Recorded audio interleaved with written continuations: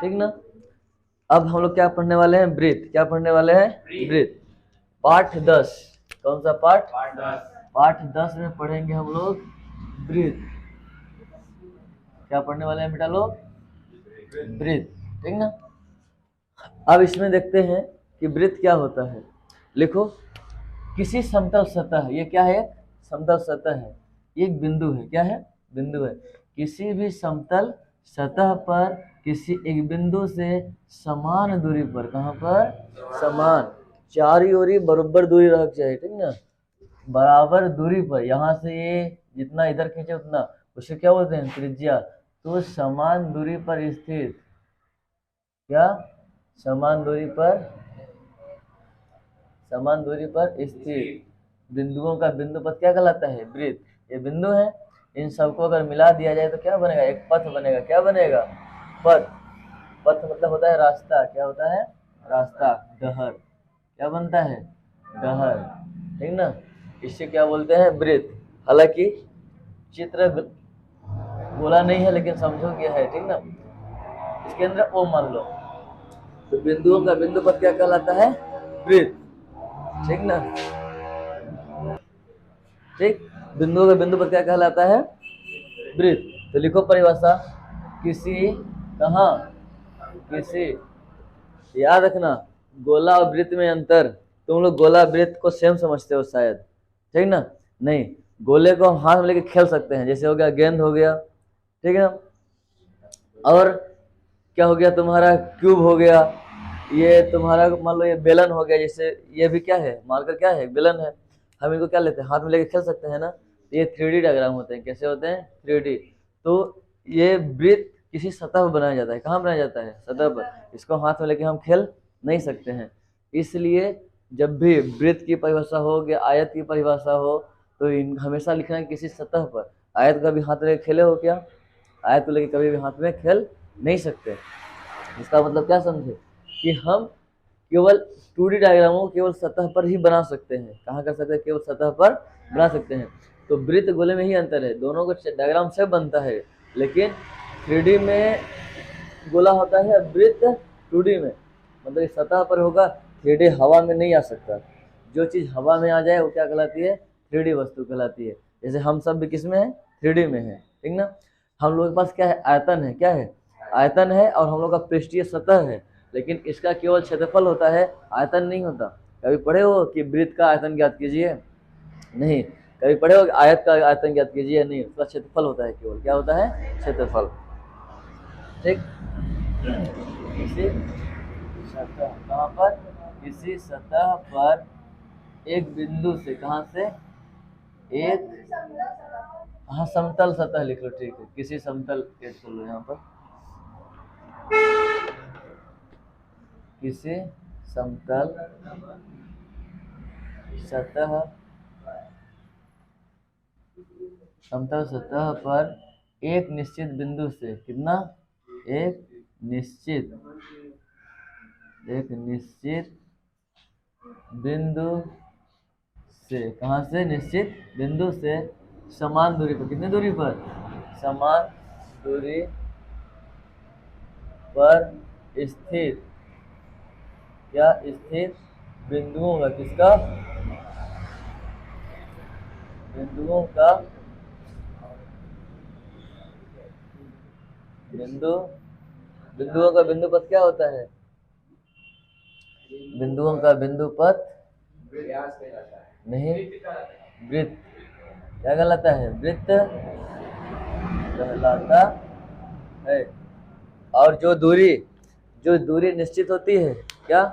जो दूरी निश्चित होती है वो क्या कहलाती है? त्रिज्या। क्या कहलाती है? त्रिज्या। तो चलो दूसरी परिभाषा लिखो त्रिज्या की। किसकी? त्रिज्या की लिखो। ये जैसे वृत्त है, ये क्या है? केंद्र है कि नहीं है? केंद्र से ये परिधि है। क्या है? ये परिधि है। तो केंद्र से परिधि तक की दूरी क्या कहलाती है? त्रिज्या। लिखो, केंद्र से, कहाँ से? केंद्र से परिधि, कहाँ तक की? कहाँ तक की जी? परिधि तक की दूरी क्या कहलाती है? त्रिज्या। क्या कहलाती है बेटा लोग? त्रिज्या कहलाती है। कोई दिक्कत? ये पता है ना, वृत्त के केंद्र से परिधि की दूरी क्या कहलाती है? त्रिज्या। कोई दिक्कत? हाँ हाँ बिल्कुल।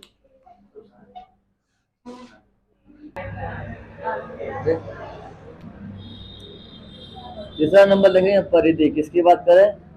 परिधि की। परिधि की लिखो, वृत्त की, किसकी?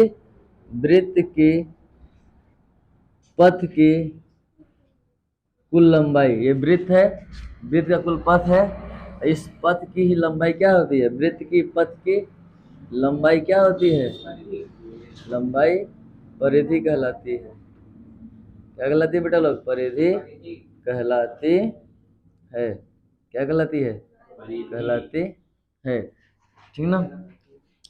Total path of circle that is known as circumference. ठीक ना?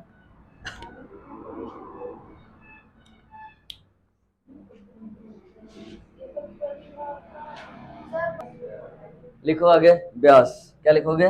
व्यास लिखो। हाँ हाँ लिखते चलो। व्यास क्या होता है? लिखो, किसी वृत्त के केंद्र, कहाँ से? केंद्र से जाने वाली जीवा, कौन सी? जीवा व्यास कहलाती है। क्या कहलाती है? जीवा व्यास कहलाती है। क्या कहलाती है? व्यास कहलाती है। और याद रखना ध्यान से, सबसे बड़ी जीवा भी व्यास होती है। क्या होती है?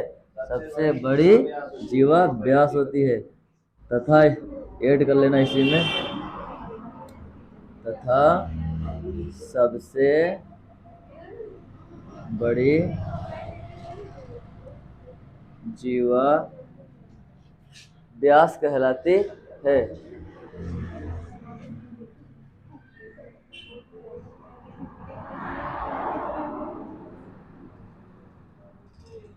सबसे बड़ी जीवा व्यास होती है।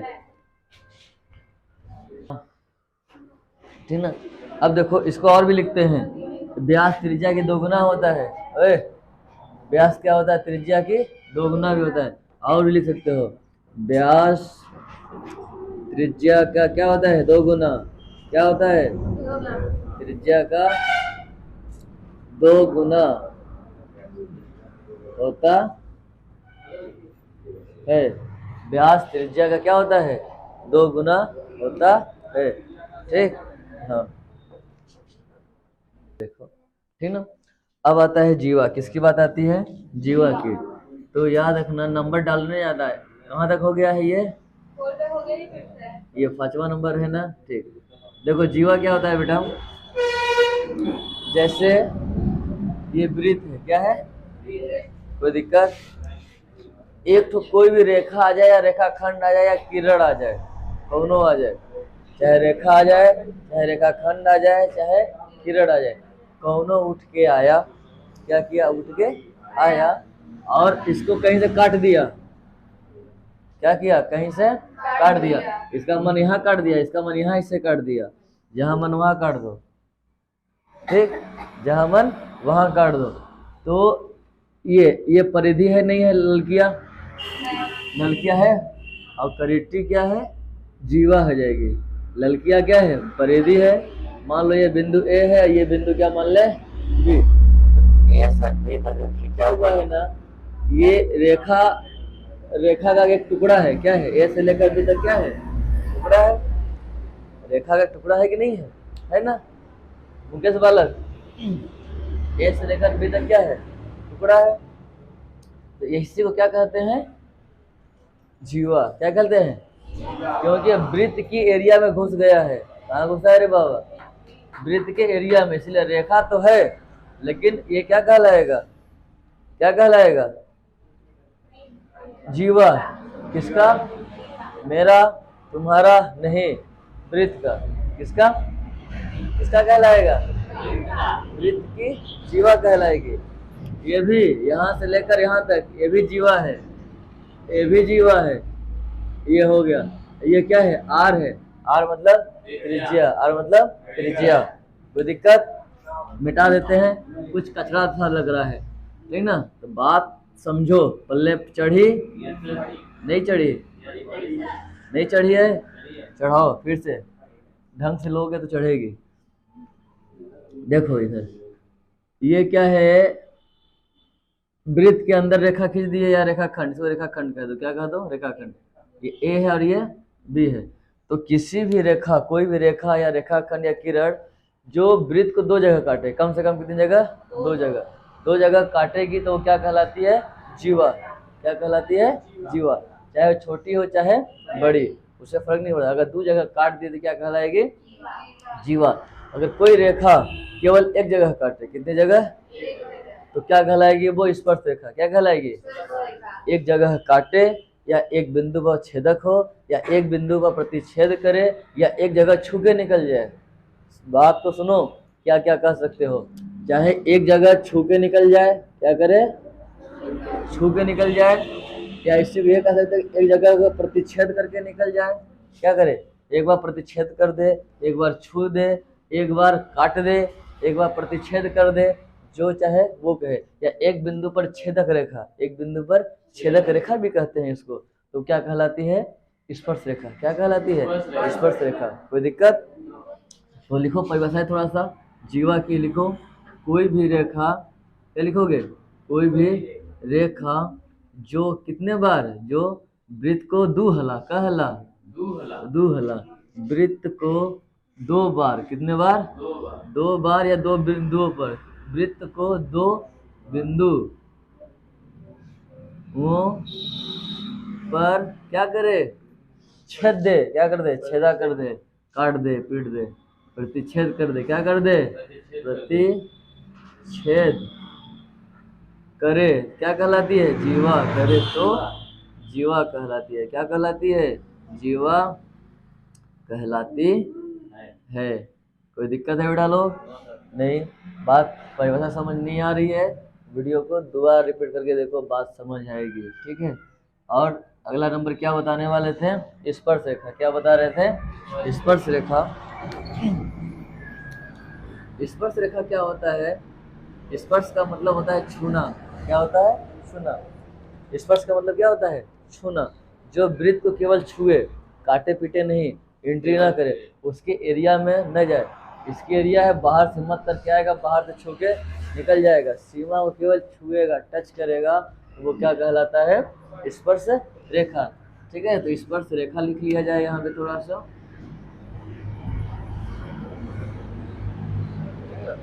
तो स्पर्श रेखा क्या होती है? जो वृत्त को केवल एक जगह को छू दे, एक जगह काट दे, एक जगह छेदक कर दे, वो क्या कहलाएगी? स्पर्श रेखा। कोई दिक्कत? हमेशा क्या कहलाएगी? स्पर्श रेखा। ठीक ना? तो लिखो कि वह रेखा, क्या चीज? वह रेखा। कौन? रेखा। ठीक है? क्या? वह रेखा जो क्या करे? क्या करे? एक जगह। किसको? वृत्त को। वृत्त को केवल, केवल लिखना जी, छोड़ देना मत, छोड़ना मत, ठीक ना? केवल एक जगह। कितने जगह? तो केवल एक बिंदु। कितने पर? एक बिंदु पर स्पर्श करे। क्या करे? स्पर्श करे, करे या छेदक हो। क्या हो? छेदक हो। छेदक हो। क्या कहलाती है? स्पर्श रेखा। क्या कहलाती है? स्पर्श रेखा। कोई दिक्कत? स्पर्श रेखा कहलाती है या होती है? कहलाती है। कोई दिक्कत नहीं है ना? ठीक ठीक। अब आगे देखो, जैसे ये हमारा जीवा हुआ तो खत्म हो गया।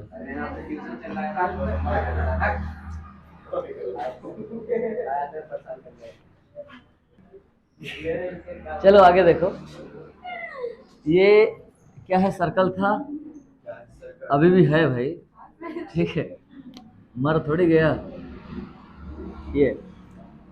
ये त्रिज्या है।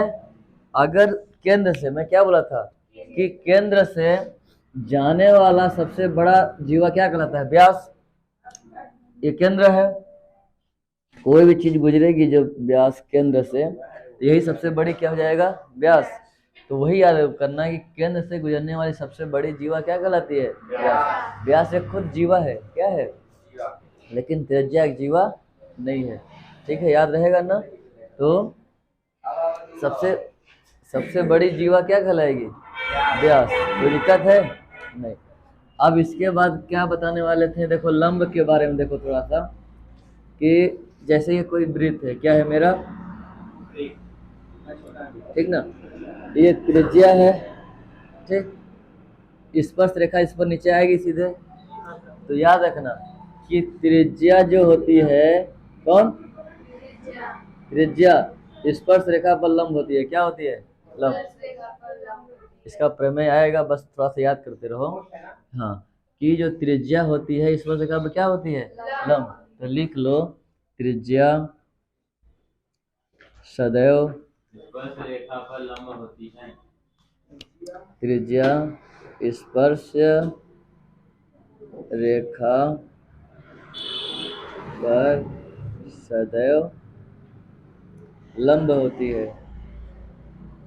क्या होती है रे बाबा? लंब होती है। कोई दिक्कत? बन जाएगा। अब इसी तरह से आगे चलो, देखते हैं क्या चीज, कुछ परिभाषाएं साधारण। इसको लिख लिया बेटा लोग, मिटा दे। लिखिए लिखिए लिखिए, जो लिख लिए हैं शांत रहें, जो नहीं लिख पाए हैं लिखते रहें।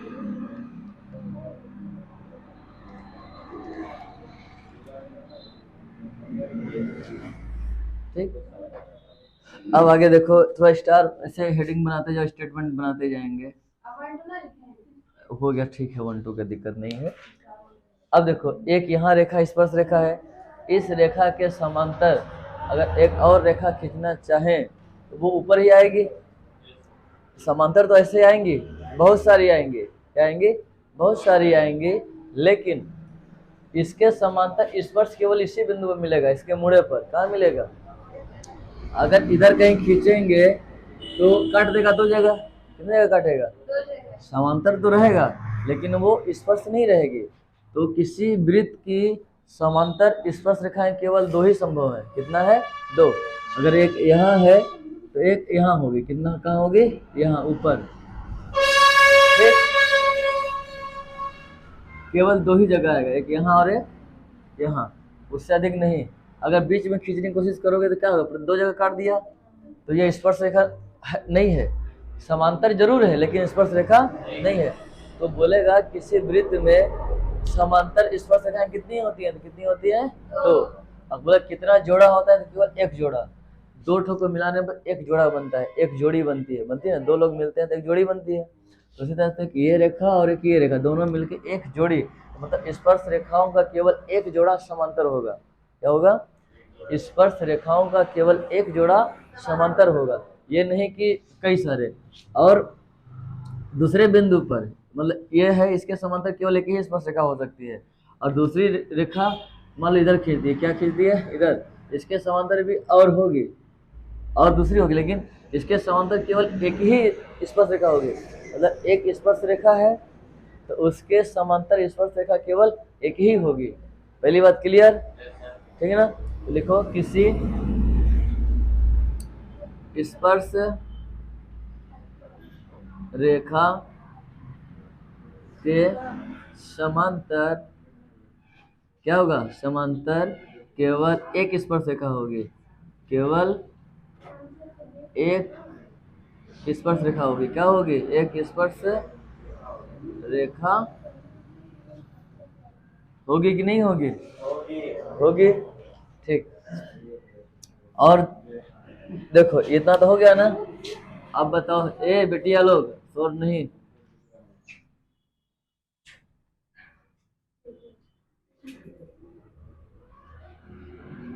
चलो आगे देखते हैं। ये ब्रीथ है। इस चित्र में बहुत ऑपरेशन हो रहा है, तुम लोग मत करना, अलग अलग बनाते जाना, ठीक है। ये है अभी हम बताने वाले हैं, ये क्या है, ब्रीथ है। जब ये ब्रीथ है तो पूछेगा कि एक ब्रीथ पर कितनी स्पर्शरेखाएं खींच सकते हैं। नहीं, समांतर स्पर्शरेखाएं केवल 2 होंगी। किसी कोई एक रेखा खींच दिया है स्पर्शरेखा तो उसके समांतर केवल एक ही होगा, लेकिन बोले एक वृत्त पर कितनी स्पर्शरेखा खींच सकते हो, समांतर शर्त नहीं दिया है। तो अनंत, तुम्हारा जहां मन वहीं, तुम्हारा मन यहाँ खींच दो, तुम्हारा मन यहाँ खींच दो, तुम्हारा मन यहाँ खींच दो, खींच दो, खींच दो, खींच दो, वो सब कटवा करेंगे। केवल एक ही ऐसा जोड़ा है जो नहीं काटेंगे, वो समांतर वाला। बाकी जितनी भी स्पर्शरेखाएं रहेंगी सब काटेंगे दूसरे को, क्योंकि वो रेखाएं काटती हैं जो समांतर नहीं होती हैं। तो समांतर केवल एक कट होगा, बाकी जो बची तो सब कटवा करेंगे। समांतर जो होती है वही नहीं काटता है, बाकी सब तो काटेगी ही। तो क्या होती है, स्पर्श रेखाएं कितनी खींच सकते हैं, अनंत। कितना, अनंत। तो लिखो 9वां नंबर, किसी वृत्त पर अनंत, कितना, अनंत स्पर्श रेखाएं खींची जा सकती हैं। अनंत स्पर्श रेखाएं क्या कर सकते हैं, रेखाएं खींची जा सकती हैं। क्या कर सकते हैं, खींची जा सकती है। कोई डाउट, कोई दिक्कत? नीचे वाला मिटाते रहे धीरे धीरे। हाँ बेटा,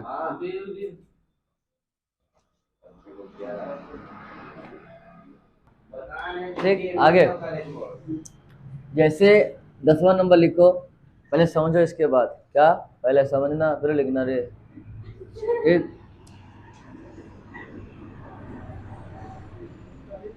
क्या है, ये वृत्त है। क्या है, गोला नहीं है, वृत्त है। बाहर एक बिंदु ले लो, कहाँ ले लो, तो याद डेफिनेशन बनाना सीखो। वृत्त के बाहर, वृत्त के किसी भी बिंदु से वृत्त पर केवल 2 स्पर्श रेखा खींच सकते हैं। कितनी, 2। एक तो इस साइड जाएगी मुंह उठा के और छू छा के बाहर, और एक इधर से जाएगी छू के बाहर। तो दिक्कत, एक इधर और एक इधर। इसके अगर ऊपर गई तो छुएगी ही नहीं, और इसके नीचे जाएगी तो छुएगा नहीं, बाहर निकल जाएगा। अगर इससे थोड़ा सा झुक के जाएगा तो काट के 2 जगह निकल जाएगा, और इससे थोड़ा उठ के जाएगा तो 2 जगह काट देगा।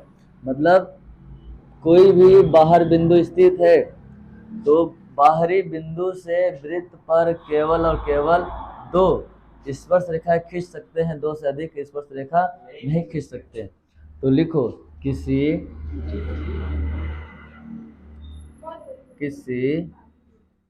वृत्त के बाहर ये वाला, किसी वृत्त के बाहर स्थित बिंदु, कहाँ से बेटा लोग, बिंदु, किसी वृत्त के बाहर स्थित बिंदु से केवल कितना, केवल 2 स्पर्श रेखा खींच सकते हो। कितना स्पर्श रेखा, 2 स्पर्श रेखा। रेखा मत लिखना, रेखा एक ठो कहते हैं, 2 ठो को रेखाएं। रेखाओं को किसी ने दिखाए हैं, स्पर्श रेखाएं खींच सकते हैं।